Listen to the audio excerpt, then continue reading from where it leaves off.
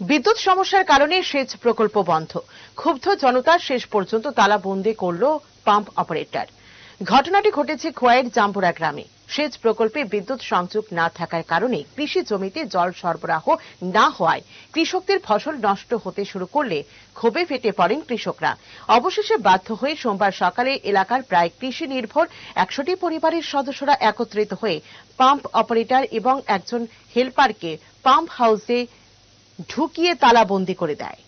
বিগত 4-5 মাস ধরে আমাদের যে এলআই প্রজেক্টটা আছে, এই এলআই প্রজেক্টের মাধ্যমে এই এলাকার শতাধিক পরিবারে কৃষক উপকৃত হয়।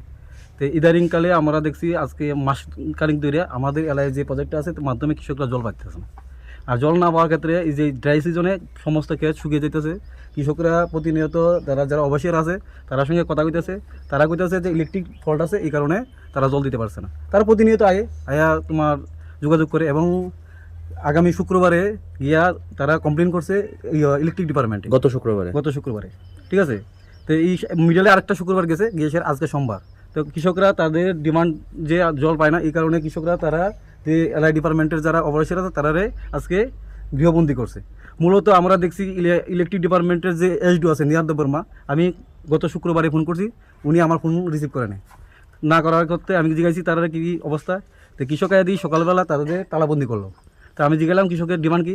কৃষক বলছে তাদের যে ফসল আছে না, ফসলে তারা জল দিতে পারছে না, এই কারণে তারা তাদেরকে তালিবন্দি করছে। আর মূলত কৃষক যে আছে 100 পরিবার, এই 100 পরিবার কৃষক এই ফসলের উপরে নির্ভর করে তারা জীবিকা